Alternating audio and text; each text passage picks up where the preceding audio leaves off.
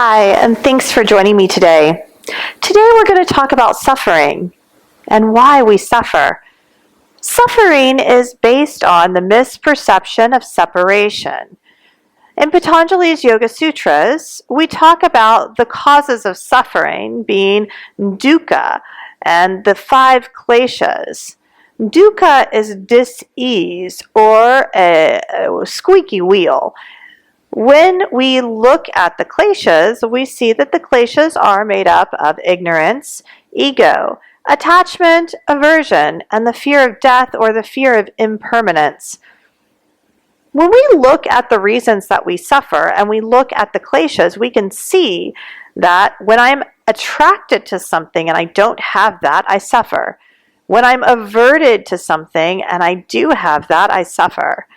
When I am feeling egoist or egotistical, I suffer. When I am in the not knowing, I suffer.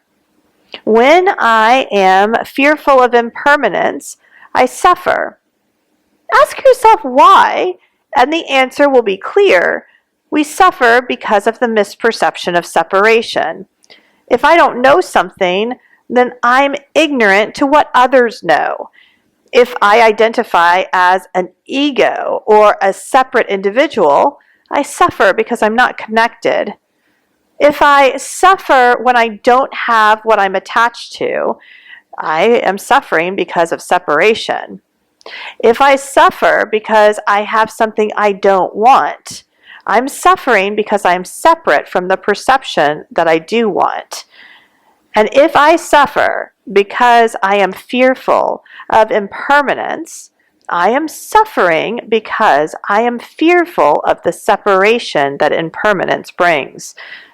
Ultimately, suffering is a result of a misperception of separation. Richard Miller says that we are all awareness in which everything is arising. If I am awareness in which everything is arising, and you are awareness in which everything is arising, then there's no separation. It's actually a misunderstanding. The awareness that everything is arising in is perceived through the lens of our karmic vehicle. This physical body or conduit for energy is all of our karma in manifest form. My eyes, my hair color, the tone of my skin, my mental preferences, my physical disposition, all of these things are karmic in nature.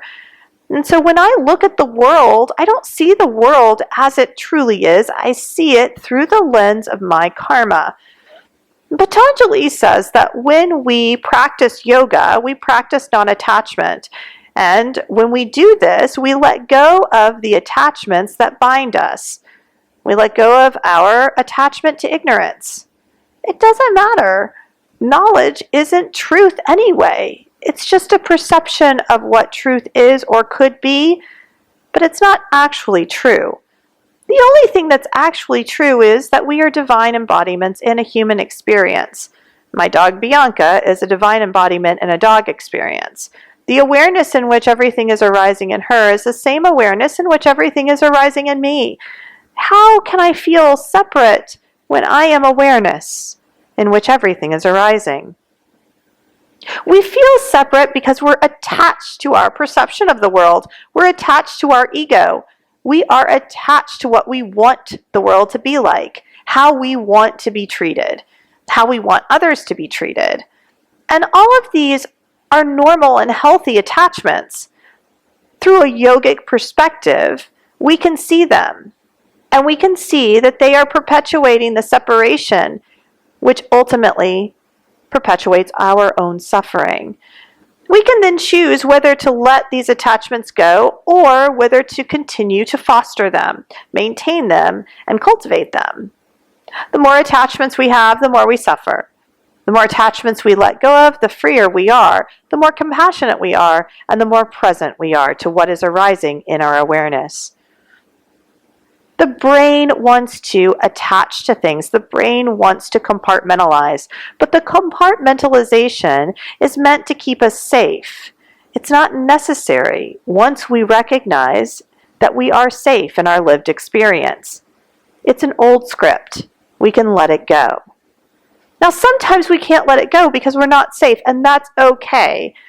We certainly don't want anyone to put themselves in a position where they let go of an attachment and it perpetuates suffering because of abuse or neglect or an unpleasant or unhospitable situation. We have to do the work. We have to sit down and ask ourselves, why do we feel this way? Why is ignorance arising, or ego, or attachment or aversion? Why am I scared?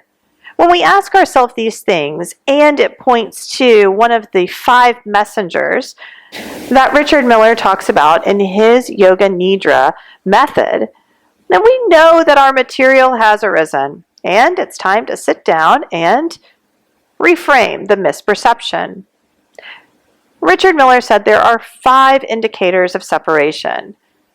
These 5 indicators show up as messengers: lacking, flawed, disconnected, incomplete, less than, bound by time in some way or space.